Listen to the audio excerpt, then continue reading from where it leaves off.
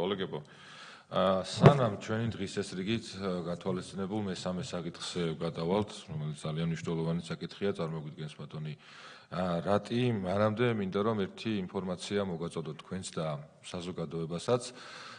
სულ დაახლოებით ალბათ 1 საათის წინ, ან შეიძლება ცოტა უფრო დიდი ხნის წინ, საათნახევრის წინ, მე თვითონ გახლავართ მოხსენებელი დარგობრივი ეკონომიკის კომიტეტზე წარმოვადგინე კანონპროექტი, რომელიც ითვალისწინებს ბრიტანული სტანდარტის საქართველოს რეალობაში ასახვას შესაბამისი სწორი მექანიზმებით და ეფექტური მექანიზმების გათვალისწინებით.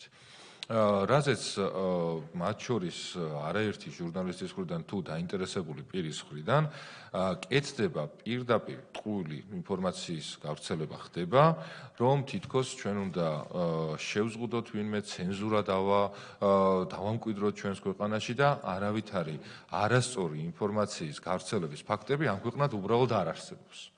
და მე მინდა რომ დიდი მადლობა გადაუხადო ჩვენი პარტიის საზოგადოებასთან ურთიერთობის სამსახურს, რომელიც ყოველთვის აკეთებს ყველაფერს იმისათვის, რომ შესაბამისი დეზინფორმაცია იყოს ხოლმე მხილებული და საზოგადოებისთვის მიწოდებული და აი მაგალითისთვის მინდა რომ აი ამ ყველაფერს მოусმინოთ ეხლა რა ინფორმაცია ვრცელდება. დღევანდელ დღეზეა საუბარი.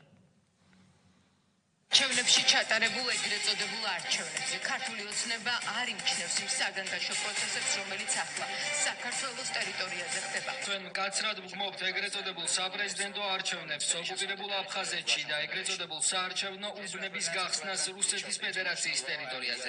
ეს წარმოადგენს საერთაშორისო სამართლის უხეშხელყოფას და საქართველოს სუვერენიტეტისა და ტერიტორიული მთლიანობის დარღვევის კიდევ ერთ მცდელობას. შემაშფოთებელია, რომ ევროპული სახელმწიფოების დიდ უმრავლესობას არ დაუგმია ამ ეგრეთ წოდებული არჩევნების ჩატარება. მარტივად რომ ახსნათ.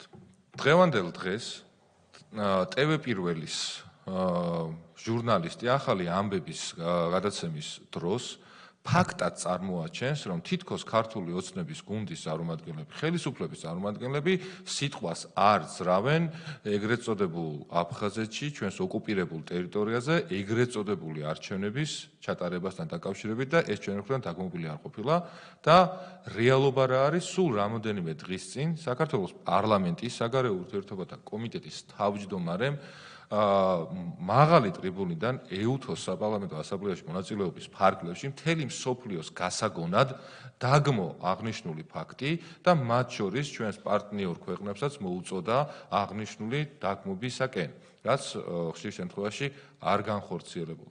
მარტივი კლასიკური მაგალითია, როცა მიმდინარე მომენტშიც კი მაშინ როდესაც კანონპროექტი იხილება, რომლის მიზანიც არის რომ დეზინფორმაციისგან დაიცვას ქართული საზოგადოება კანონმა და ეხლა ეს საკითხები რომ თვითრეგულირებაში არის, რომელზედაც ისევ და ისევ თვითონვე აქვთ მათ შორის ნაციონალური მოძრაობის მართულ ტელევიზიებსაც ხელი მოწერილი რომ ამ ყველაფერს უზრუნველყოფენ, რას ხედავთ რომ არასწორი ფაქტი პირდაპირ ეთერში ჟღერდება და ასეთი ფაქტების გავრცელება სამწუხაროდ არაერთია. ნებისმიერი მათ მიერ გავრცელებული თუ გადაცემული ახალი ამბების თუ სხვა ტიპის გადაცემები გაჯერებულია დეზინფორმაციით. ზუსტად ამიტომ არის მნიშვნელოვანესი, რომ საქართველოს პარლამენტმა მიიღოს ქართული ოცნების გუნდის მიერ შემუშავებული და დაინიცირებული ისეთი საკანონმდებლო ცვლილებები, რომელიც ამგვარი უმსგავსო დეზინფორმაციებისგან ქართულ საზოგადოებას დაიცავს და ხელ შეუშლის მათ შორის სახელმწიფოს წინააღმდეგ მიმართული განცხადებების გავრცელებას. როდესაც ოკუპირებულ ტერიტორიებთან დაკავშირებით ერთ-ერთი იქნება ნაციონალური მოძრაობის თუ ლელოს პარტიის პირდაპირ დაფინანსებული და მართული ტელევიზია ბედავს და საქართველოს ოკუპირებულ ტერიტორიებთან და ხელისუფლებასთან დაკავშირებით დეზინფორმაციას ავრცელებს, რა თქმა უნდა არსებობდეს შესაბამისი საკანონმდებლო რეგულაციები, რომ ასეთი ტიპის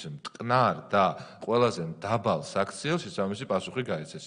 შესაბამისად ამ ადამიანებმა უნდა აგონ პასუხი კანონისა და ქვეყნის წინაშე. ასეთი განცხადებების კეთება უბრალოდ ქვეყნის საწინააღმდეგო არის და კარგად დაფიქრდნენ, როდესაც ასეთ დავალებას მიიღებენ, რომ ამგვარი ხალხის სახის ინფორმაცია უნდა გაავრცელონ, კარგად დაფიქრდნენ, რომ რა ქვეყანაში არიან, რომ ეს ქვეყანა ჩვენია, დიახ და ჩვენი სამშობლოა და გაითავისონ საქართველო მათთვის სამშობლო არის თუ არ არის. მადლობა. შესაბამისად